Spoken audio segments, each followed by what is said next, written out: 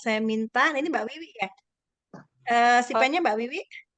nggih, Bu. Oke. Saya minta teman-teman untuk diinfokan untuk segera masuk. Maksimalnya adalah jam 2 lebih 15, nggih. Nggih, Bu. Oke, Oke, setelah jam 2 lebih 15 mungkin tidak usah masuk, nggak apa-apa ya. Nggih, Tapi Bu. minta tolong diinfokan dulu karena ini pertemuan pertama, jadi mungkin masih belum terbiasa, diingatkan dulu di grup. Oke, Nggih, nggih. Oke, terima kasih Mbak Wiwi. Oke, selamat siang. Assalamualaikum warahmatullahi wabarakatuh. Selamat siang, Bu. Waalaikumsalam. Oke, Waalaikumsalam terima warahmatullahi kasih. wabarakatuh. Oke, terima kasih buat teman-teman, Bapak Ibu sekalian yang pada kesempatan kali ini bergabung untuk mata kuliah di keperawatan anak. Saya tahu teman-teman ini adalah teman-teman yang sibuk gitu ya. Ini sudah bukan orang yang baru di keperawatan, orang-orang yang sudah senior. Jadi izinkan nanti selama satu caturwulan ke depan, saya akan mengkoordinatori untuk mata kuliah keperawatan anak kronis dan juga terminal. Mungkin ini bukan yang pertama bagi teman-teman untuk belajar di keperawatan anak. Nah, sebelum kita masuk di pembelajaran di sana, saya akan sampaikan dulu selama satu caturwulan di keperawatan anak kronis ini apa yang akan kita lakukan. Sebentar.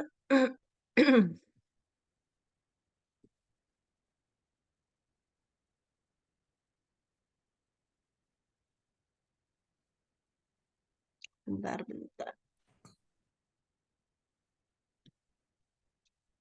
Sudah kelihatan nggih untuk filenya? Sudah, Ibu. Nggih. Eh, ya, jadi bentar saya ulang dari atas ya. Jadi selama satu caturwulan atau 4 bulan ke depan di keperawatan anak kronis dan terminal, nanti kita akan bertemu kurang lebih adalah di 12 kali pertemuan ditambah dengan 2 pertemuan untuk ujian tengah semester dan juga untuk ujian akhir semester. Nah, pada mata kuliah ini nanti akan ada 3 pengampu. Yang pertama adalah saya, Trimawati Eskep Nurse MKep. Kemudian yang kedua Ibu Natalia Devi Oktarina, Eskep Nurse MKep spesialis anak yang mungkin sudah Bapak Ibu temui di semester di caturwulan sebelumnya dan juga Bu Vicky Wijayanti. Jadi nanti kita akan bertemu dengan pengampunya adalah 3 dosen. Nah, kebetulan untuk mata kuliah di keperawatan anak kronis ini kita mendapatkan jam 19 sampai dengan 20.40, tetapi saya sudah bilang ke Mbak Wiwi, misalnya nanti ada jam kosong seperti pada saat ini boleh dimajukan. Nah, di RPS mungkin hampir sama dengan RPS di mata kuliah yang lain, bisa teman-teman cermati bahwa di minggu pertama, jadi pada kolom minggu nanti di sana akan ada pertemuan yang keberapa, kemudian pengampunya siapa, dan juga jamnya. Jadi nanti Mbak Wiwi minta tolong ini adalah kalau TW berarti saya yang masuk, kemudian FW berarti Bu Vicky Wijayanti, kalau ND berarti Bu Natalia Dewi. Nah, apa yang akan kita pelajari? Mbak Mas Diana Damanik mungkin bisa di mute dulu. Oh iya, aduh. Ya, oke. Selama perkuliahan nanti, silakan nanti dalam menghubungi dosen, silakan dicek inisial dari dosen yang mengampu. Nah, materi yang kita ajarkan berarti hampir keseluruhan adalah penyakit-penyakit kronis yang diderita oleh anak, di mana pada pertemuan pertama adalah hanya penjelasan RPS dan juga materi. Nanti materi apa saja bisa teman-teman dan Mbak Wiwi nanti dilihat. Kemudian mata kuliah ini murni untuk mata kuliah teori terdiri dari 2 SKS. Jadi penilaian yang ada di keperawatan anak kronis hanya ada 3 item. Yang pertama adalah nilai UTS, yang kedua adalah nilai UAS, yang ketiga adalah nilai dari ASKEP dan juga presentasi. Untuk bobotnya UTS dan UAS sama-sama 35%, kemudian penugasan terstruktur dalam hal ini adalah Penyusunan askep sekaligus presentasi bobotnya 30%. Ini tadi saya susun, saya estimasi teman-teman jumlahnya sekitar 60-an karena saya belum tahu pasti jumlahnya. Fixnya berapa Mbak Wiwi? Belum pirsa nggih? 35 Bu Kadose. Oh, kalau hanya 35 nanti berarti ya, materi yang akan kita pelajari jumlahnya hanya ini. Berarti jumlahnya hanya ada 21. Nggih. Berarti cara baginya nanti akan saya share ke Mbak Wiwi lagi, nggih, untuk urutannya, tapi yang jelas cara pembuatannya ini sampai dengan berarti 30 berapa, Mbak? 30? 35 Bu. 35. Berarti hanya sampai di sini. Ini mau saya hapus dulu. Hanya sampai 35, nggih? Nggih Bu. Ya, berarti ini adalah nomor absen. Jadi teman-teman karena tadi saya sampaikan, karena penugasannya adalah penugasan terstruktur dan hanya 1 kali di 1 mata kuliah, maka cukup teman-teman ini menyusun makalah ya. Nanti untuk susunannya akan saya jelaskan kemudian. Ini adalah untuk pembagian tugasnya. Ya, jadi karena hanya ada 35 peserta, maka akan ada materi yang dikerjakan oleh 1 orang ataupun 2 orang karena ini membaginya tidak bisa. Nggih. Ini adalah materi. Nah, bagaimana susunannya atau prosedurnya? Di pertemuan pertama teman-teman sudah mendapatkan pembagian tugas, maka yang mendapat nomor absensi awal, maka karena akan maju di minggu depan, berarti harus ekstra lebih kerja keras, menyusun askepnya, kemudian dikonsulkan dengan dosen pendamping pada saat presentasi. Karena hampir dari keseluruhan proses yang akan kita lakukan adalah presentasi, sehingga silakan ini disusun secepat mungkin. Hanya ada 1 penugasan dan itu mendapatkan bobot 30%. Pembagiannya nanti bisa dicermati oleh teman-teman. Mohon maaf untuk yang belakang mungkin hanya dapat 1. Semoga tidak mengurangi tidak mengurangi semangat teman-teman dalam menyusun tugas. Ya, kemudian formatnya ada halaman judul, kemudian ada bab 1 yang terdiri dari pendahuluan dan tujuan, bab 2 khusus untuk konsep penyakit dari definisi etiologi sampai dengan pemeriksaan penunjang. Kemudian bab ketiganya adalah konsep asuhan keperawatan. Monggo jenengan mau pakai Nanda Niknok boleh, mau pakai triple S boleh ya. Yang dimasukkan di konsep asuhan keperawatan ini adalah diagnosa keperawatan dan intervensi keperawatan. Diagnosa apa saja yang dimasukkan ini yang muncul dari VOC yang dibuat di bab sebelumnya. Kemudian daftar pustaka ini wajib dan dianjurkan untuk menggunakan referensi manajer ya, atau menggunakan Mendeley boleh, menggunakan EndNote boleh. Ya, cukup untuk penugasan.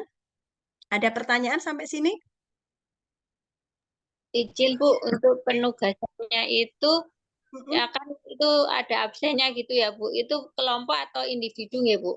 Itu penugasan untuk yang dapatnya 2 orang, ini kelompok. Tetapi penilaiannya adalah tetap bersifat individu. Sebagai contoh, apakah bisa gitu ya. Kalau dari paper atau makalah, jelas saya hanya melihatnya, kita hanya melihatnya berdasarkan askep yang dikumpulkan. Ya, tetapi penilaian yang mungkin berbeda adalah pada saat presentasi antara 1 orang dengan yang lain, bagaimana cara menanggapi ketika ada pertanyaan dari diskusi kelompok yang muncul. Jadi tetap yang lebih dari 1, yang dikumpulkan hanya 1 saja, presentasinya juga berbarengan, tetapi kemungkinan nanti untuk nilainya bisa sama atau juga bisa berbeda. Ngoten. Oke, ada lagi sebelum kita pemanasan dulu? Ada lagi yang mau kita diskusikan terkait dengan penugasan, kemudian pertemuannya, dan juga bobot nilainya? Cukup? Cukup? Cukup nggih? Kayaknya Nggih, Bu. yang kuliah tuh kayaknya saya sama Mbak Wiwi saja, yang lainnya pada sibuk kemana. Iya, Bu. Ibu izin bertanya, Bu. Nggih, nggih, saya tahu semuanya hadir mungkin sedang memegang pasien tidak masalah ya. Ini yang masih yang on cam kayaknya saya cuma sama Mbak Wiwi. Mungkin ada yang mau disampaikan Bapak Ibu? Sebelum kita mulai pemanasan, saya tidak mau berlama-lama di pemanasan, karena mungkin teman-teman, juga masih banyak yang berkegiatan di rumah sakit atau puskesmasnya. Terkait dengan penugasan ada yang mau disampaikan? Apa kurang penugasannya karena cuma satu di satu catur bulan, barangkali minta tambah lagi Bu, minimal 3 tugasnya gitu juga boleh. Gitu? Barangkali gitu ya, terlalu sedikit nanti tidak bisa mewakili penilaian. Itu juga kami terima kalau misalnya ada usulan seperti itu. Cukup untuk penugasan? Cukup, Cukup? Bu. Oke. Cukup, Ibu. Nggih, kita mulai pemanasannya nggih, terkait dengan konsep ini bukan hal yang asing, teman-teman saya yakin sudah sangat di luar kepala sehingga tugas saya di sini bukan menggurui, tapi kita saling sharing saja mengenai konsep penyakit kronis pada anak. Nggih. Mungkin kalau kita mendengar dengan kata penyakit kronis, teman-teman ini pasti sudah sangat hafal. Kira-kira apa sih yang ada dalam pikiran panjenengan, teman-teman ini kalau kita mendengar ini adalah, oh terkena penyakit kronis, kira-kira seperti apa?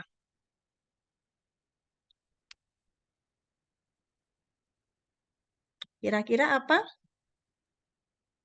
Pak Hadi Pratama, ya yang on itu Mbak Wiwi, Pak Hadi Pratama.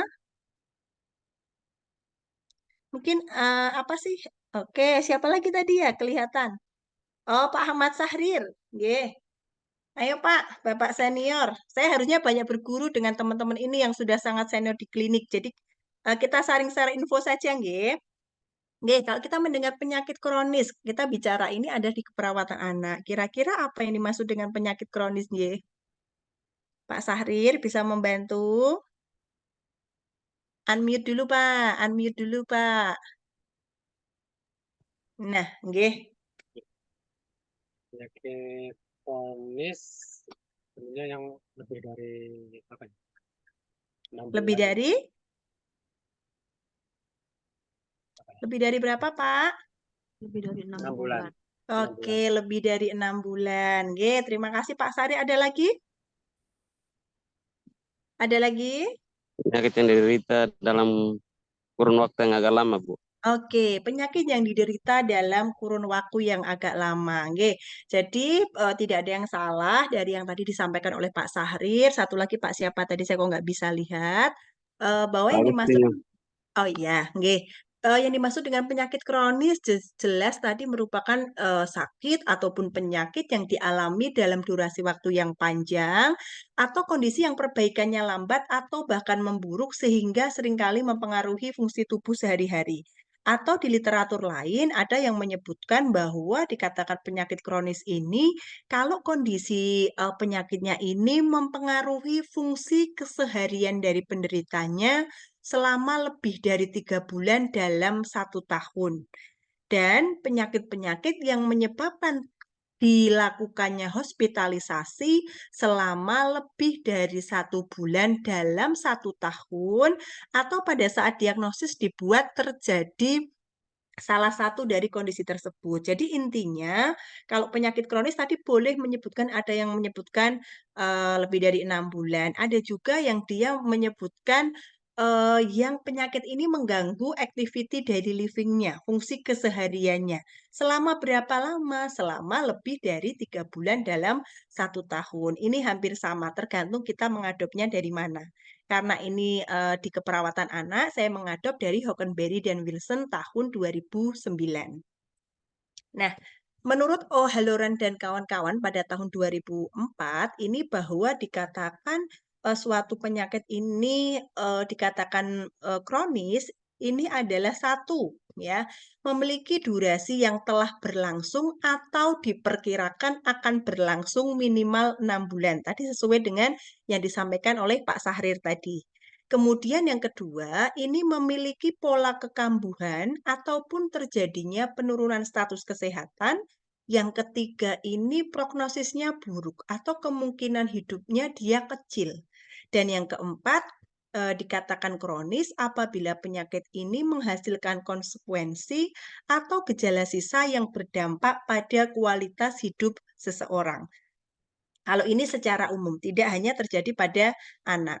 Nah, kenapa ini menjadi salah satu perhatian kita bahwa 10% populasi anak-anak di dunia ini menderita penyakit kronis dan dari 10% tersebut 1-2% diantaranya ini dalam kondisi yang sangat serius ya. Mungkin ini persentase ini bisa sangat berubah sesuai dengan perkembangan zaman, apalagi pada saat ini trennya obesitas pada anak, kemudian diabetes pada anak, kemudian gagal ginjal pada anak, ini sekarang prevalensinya meningkat. Jadi mungkin presentase ini bisa berubah.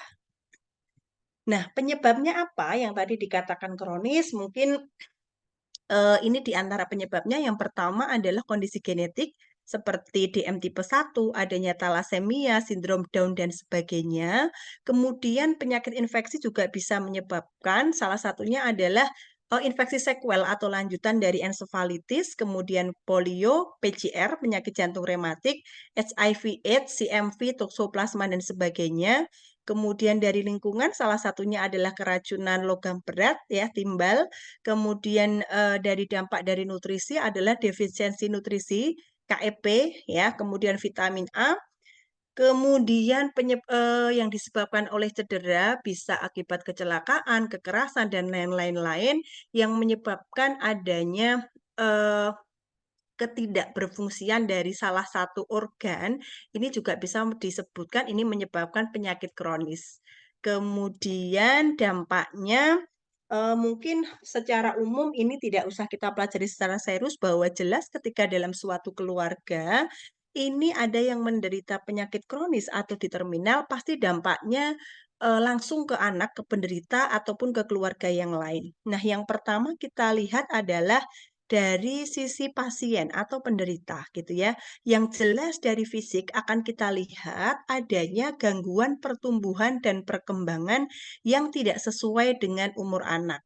Nah, kalau kita berbicara di gangguan pertumbuhan, kita membicarakannya indikatornya adalah berat badan, ya, kemudian tinggi badan, lingkar kepala, dan sebagainya. Nah, sedangkan bagaimana dengan perkembangan? Kita lihat perkembangan ini dari beberapa aspek, bisa bahasa, motorik kasar, motorik halus, dan juga personal sosial. Nah, kemudian dari sisi psikologis, ternyata pada anak-anak ini dan yang mengalami hospitalisasi secara berkelanjutan, ini bisa menyebabkan trauma terhadap proses hospitalisasi. Yang kedua, adanya malu karena efek samping dari treatment yang dijalani. Ini sebagai contoh adalah pada pasien-pasien dengan kanker yang harus mendapatkan kemoterapi, ya. Jadi efeknya selain dia secara fisik, secara psikologis, anak ini ketika mungkin ditemui salah satu efeknya adalah kerontokan pada rambut, ini dia akan mengalami side effect secara psikologis yaitu malu, gitu ya. Kemudian secara sosial, ini dia responsibility-nya terhadap lingkungan dia akan menurun, secara emosional tentu saja akan ada kecemasan, bahkan ada perilaku agresif, hiperaktif, maupun adanya inattention. Nah, secara bahasa dan kognitif pun mengalami penurunan, di komunikasi skill juga ini mengalami penurunan kemampuan dalam berkomunikasi. Nah, selain pada anak tadi, ternyata penyakit kronik ini juga berdampak pada keluarga. Yang pertama jelas, ketika ada anggota keluarga yang sakit, pasti membutuhkan biaya pengobatan. Maka dampak yang pertama adalah satu, secara finansial ini meningkatkan biaya pengobatan. Yang kedua, ini akan adanya muncul kekhawatiran dan ketakutan terhadap hasil dari pengobatan karena penyakit yang kronis ini dengan 1-2 kali pengobatan tidak bisa kita lihat efeknya seperti apa. Yang ketiga adalah terganggunya rutinitas atau fungsi dan peran dari keluarga. Banyak dari orang tua ini yang menderita penyakit kronis bahkan mungkin keluar dari pekerjaannya dan sebagainya untuk menjadi pendamping pada saat anaknya melakukan pengobatan. Ini sebagai contoh saja bahwa rata-rata biaya yang dibutuhkan di rumah sakit untuk anak dengan kanker ini adalah sekitar $40.000 pada saat perawatan. Jadi ini bisa dilihat bahwa ternyata ini mungkin di negara-negara yang tidak di-cover BPJS gitu ya. Jadi benar-benar berdampak pada sisi ekonomi di keluarga tersebut. Nah, kalau tadi kita sudah lihat di penyakit kronis, maka penyakit kronis ini biasanya dekat atau sering juga dikatakan sebagai penyakit terminal gitu ya. Kalau kita naik bis gitu sudah sampai di terminal, berarti kan itu sudah sampai akhir dari perjalanan bis tersebut gitu ya. Sama dengan penyakit terminal, ini didefinisikannya adalah suatu penyakit yang dia progresnya ini, proses penyakitnya ini sangat progresif menuju kematian, kemudian di tahapannya ini dikatakan penyakit terminal ini adalah terjadi proses penurunan fisik, psikologis, dan spiritual bagi individu. Sehingga pada saat seseorang ini terdiagnosa atau seorang anak ini terdiagnosa di penyakit terminal, tidak hanya pendampingan secara fisik, tetapi secara psikis. Yang sebagai contoh adalah pendampingan ketika dalam pengobatan dan juga support secara spiritual. Ini adalah pada penyakit terminal. Nah, ini perawatan yang dilakukan ini pada saat penyakit terminal ini hanya untuk membantu meringankan penderitaan fisik sampai ke psikologis karena biasanya penyakit ini benar-benar penyakit yang tidak dapat disembuhkan. Jadi kita hanya fungsinya adalah untuk meminimalisir gejalanya saja. Nah, pemenuhan kebutuhan fisik, mental, sosial ini diharapkan apalagi ini pada anak adalah berpusat pada pasien dan keluarganya dengan tujuan adalah meningkatkan quality of care-nya, quality of life-nya atau kualitas hidupnya. Nah, ini adalah kriterianya. Mungkin berbeda sedikit dengan penyakit kronis tadi gitu ya. Kalau kronis tadi batasannya adalah waktu dan terganggunya ADL, activity daily living, maka ketika penyakit terminal ini kriterianya adalah 1, jelas tidak dapat disembuhkan, 2, mengarah ke kematiannya ini cepat, kemudian 3, diagnosa medisnya sudah jelas, dan yang keempat ini adalah dikatakan tidak ada obat untuk menyembuhkan, yang ada hanya untuk mengontrol gejalanya. Ini adalah kriteria dari penyakit terminal. Nah, ini adalah responnya, bagaimana respon klien terhadap penyakit terminal. Yang pertama pasti akan adanya kehilangan kesehatan. Nah, ini yang muncul bisa ketakutan, kecemasan, dan pandangan tidak realistik. Kemudian yang kedua adalah kehilangan kemandirian, sehingga ketika kita bertemu pada pasien ini mungkin dia akan mengalami regresi, mundur gitu ya. Yang dia mungkin usianya sudah remaja, dia akan mundur menjadi bersifat kekanak-kanakan dan juga ketergantungan. Yang ketiga adalah kehilangan situasi karena pada pasien ini benar-benar dia tidak bisa menikmati hidup bersama dengan kelompok sebayanya. Sehingga kehilangan situasi. Dan yang keempat tentu saja kehilangan rasa nyaman terkait dengan penyakitnya, bisa dia nyeri, bisa panas, dan sebagainya. Kemudian kehilangan fungsi mental ya, kemudian sampai dengan ketika ini beranjak remaja sudah mulai pada usia sekolah ini mungkin kita perlu pertimbangkan diagnosa-diagnosa yang mengarah ke psikologis terkait dengan adanya kehilangan konsep diri, terutama adalah di citra tubuh. Ini yang perlu nanti teman-teman cermati di sana. Nah, ini nggih, secara singkat ketika seseorang terkena penyakit kronis atau terminal ini harus dihospitalisasi yang dampaknya tentu saja akan menyebabkan stres pada anak dan juga keluarganya. Nah, kita lihat pertahapan umurnya gitu ya. Kalau keadaan sakit kronis ini terjadi pada masa bayi, maka ini tentu saja ketika kita baru melahirkan, maka ini bersamaan dengan adanya ketidaknyamanan fisik yang menyertai dari ibu tersebut. Jadi sudah kondisi ibu ini tidak nyaman karena dia pasca melahirkan, kemudian berbarengan dengan adanya sakit kronis pada anak. Sehingga yang dikhawatirkan karena kalau kita kembali ke konsep tumbuh kembang pada saat di 0 sampai 1 tahun pertama itu adalah terbentuknya fase trust versus mistrust. Jadi percaya versus tidak percaya. Nah, percaya apa yang dimaksud? Ini disebut dengan basic trust atau kepercayaan dasar. Sebagai contoh adalah pada bayi baru lahir, ketika dia menginginkan sesuatu, misal dia haus, kemudian dia toileting, yang bisa dilakukan adalah menangis. Kemudian ketika kebutuhannya terpenuhi, anak akan diam dan ini adalah pembentukan basic trust pertama kali. Jadi ketika dia dirawat di rumah sakit yang tidak selalu ketika harus dia nangis karena lapar harus segera disusui, kemudian toileting segera diganti, ini dikhawatirkan akan menghambat salah satu perkembangan pada anak usia bayi, yaitu tidak terbentuknya basic trust pada bayi tersebut. Ya, mungkin apa efeknya? Kalau secara teori, kalau seseorang pada masa awal perkembangannya ini tidak terbentuk basic trust, maka kecenderungan ketika dia sudah dewasa adalah gampang curiga terhadap orang lain atau dia sifatnya lebih ke arah paranoid, cepat curigaan. Karena apa? Pada awal kehidupannya basic trust-nya ini dia tidak terbentuk. Ya, kemudian di sini juga mungkin orang tua ini akan apa ya, tidak bisa belajar bagaimana cara merawat bayi baru lahir secara normal. Dan ini dibutuhkan kompetensi serta rasa percaya diri yang besar dari orang tua untuk berperan dalam kondisi bayi yang dia saat kronis. Nah, bagaimana pada masa anak dan juga remaja gitu ya?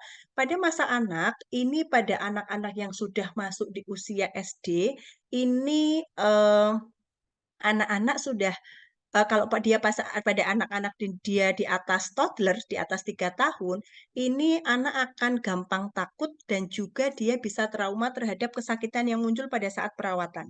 Mungkin pemasangan infus, injeksi, pengambilan darah, dan sebagainya.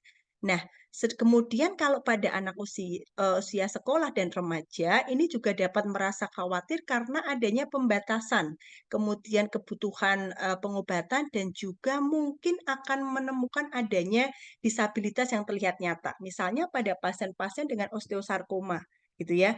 Rata-rata osteosarkoma biasanya di ekstremitas. Yang saya temui sih di ekstremitas baik atas ataupun bawah. Ya, paling banyak mungkin di bahu, kemudian pada lutut itu paling banyak. Nah, mungkin dengan pada anak usia sekolah ini dan remaja ini sudah tahu perubahan fisik yang muncul sehingga di masa ini ketika terjadi sakit kronis yang muncul adalah dia kecemasan dan kekhawatiran yang berlebihan terhadap disabilitas yang muncul pada anggota tubuhnya. Oke, itu pada anak dan remaja. Jadi cukup sampai dengan anak dan remaja karena batasan usia di keperawatan anak adalah sampai dengan usia berapa tahun? Kalau di keperawatan anak, Bapak Ibu, teman-teman, 18 tahun, G. 17. Iya, sampai di 18 tahun. Jadi konsepnya kita berhenti sampai dengan di remaja. Remaja. Oke. Kemudian masalah apa sih yang muncul lagi ketika dalam suatu keluarga itu ada anak yang menderita penyakit kronis?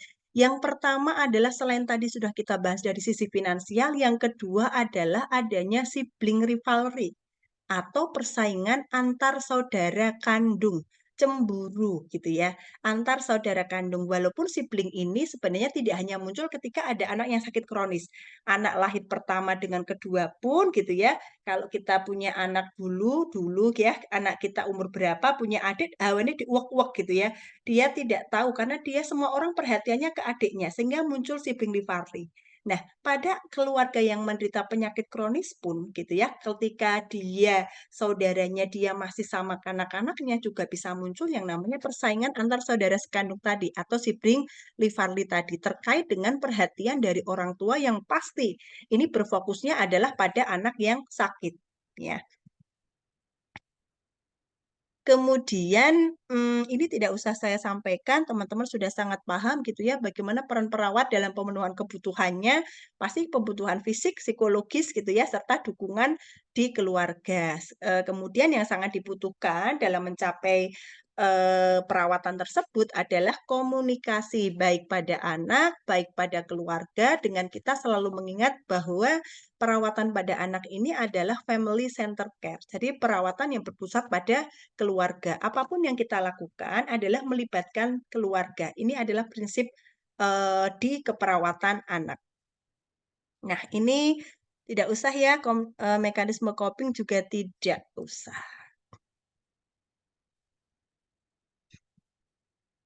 Nah, ini mungkin yang teman-teman kemarin sudah masuk di jiwa bahwa mungkin dalam kita melakukan perawatan pada anak gitu ya dengan penyakit kronis, kita akan melihat, kita akan berhubungan dengan keluarga ya, baik orang tua ataupun saudara yang lain. Nah, mungkin saja pada saat kita menyampaikan bahwa anak tersebut menderita penyakit kronis ataupun penyakit terminal gitu ya, ini mungkin beberapa respon yang akan kita temui gitu ya. Yang pertama pasti ada penolakan atau denial.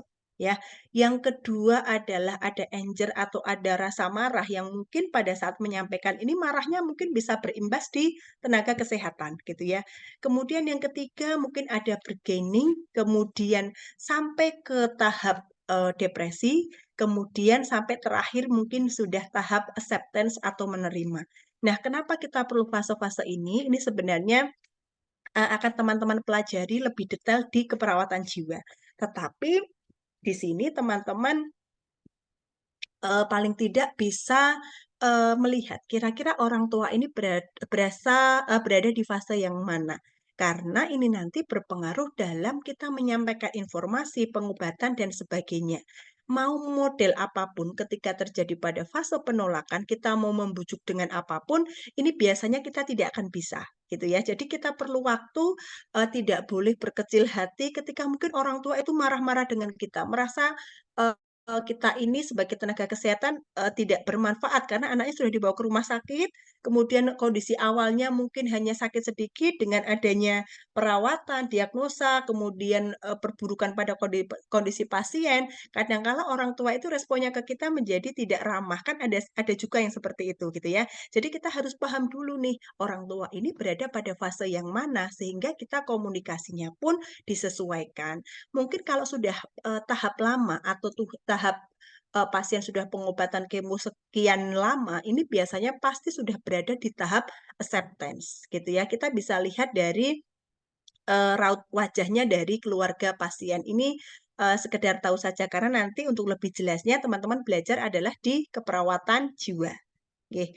Nah, ini mungkin sudah tadi kita singgung sebentar permasalahan pada anak dengan kondisi kronis, jelas masalah perkembangan gitu ya, pertumbuhan dan juga kalau dia memang sudah masuk di usia sekolah, dimulai usia 7 tahun, ini berarti mungkin akan ditemui di masalah sekolahnya. Bisa jadi performa anak selama sekolah atau mungkin absensinya yang terlalu banyak dibanding presensinya, ini juga permasalahan yang terjadi pada anak dengan penyakit kronis. Nah, ini edukasi di keluarga gitu ya. Jadi berikan informasi pada keluarga terkait dengan kondisi anak, kemudian penyelesaian dan juga terapi-terapi yang bisa dilakukan pada saat perawatan di rumah. Mungkin edukasinya juga bisa ditambahkan pemberian edukasi gitu ya, edukasi tambahan atau les kepada anak untuk supaya anak ini tidak terlalu jauh tertinggal, kemudian edukasi kepada keluarga tentang masalah emosional pada anak yang mungkin tidak hanya orang tua saja, anak yang dia sudah usia sekolah, sudah remaja pun dia bisa mengalami fase denial dan sebagainya. Bahkan ada yang sampai dengan grief atau kehilangan. Sebagai contoh kalau dia misalnya kecelakaan gitu ya, dia harus perlu amputasi dan sebagainya, mungkin untuk mencapai tahap acceptance ini memerlukan beberapa tahun gitu ya. Yang ada dia selain denial, anger, nanti mungkin akan masuk ke fase grief atau dia fase berduka. ya. Kemudian kaji dan diskusikan tentang adanya kondisi sibling pada anak dan juga identifikasi support system yang ada, apakah keluarga, teman sebaya ataupun lingkungannya. Nah, kemudian pada saat di sekolah, ini juga komunikasikan dengan personil sekolah tentang fungsi potensial anak dan modifikasi kebutuhan aktivitas anak, ya. Kemudian bahwa komunikasikan ke guru bahwa anak ini membutuhkan pendidikan di rumah dan di rumah sakit. Kemudian kalau memang anak ini harus sekolah disertai dengan peralatan yang melekat, maka mungkin bisa berkolaborasi dengan guru pengajar di sekolah masing-masing, bagaimana sih menggunakan alat tersebut jika memang misalnya orang tua ini tadi mempunyai hambatan untuk mendampingi anak ketika di sekolah.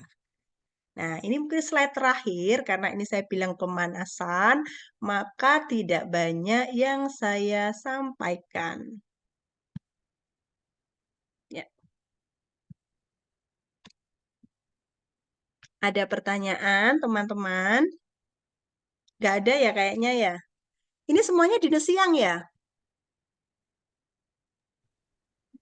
Ya, Bu. Oh, pagi ada yang pagi kedokteran nggih. Nggih. Pagi Karena sampai sore. Karena ini pertemuan pertama, seperti janji saya di depan, saya tidak mau memberikan materi terlalu berat. Kita hanya warming up saja, pemanasan. Di pertemuan selanjutnya, saya ingatkan kembali bagi teman-teman yang presensi nomor 1, 2, dan 3, kalau tidak salah, karena di minggu depan teman-teman sudah harus presentasi asuhan keperawatan pada anak dengan penyakit jantung.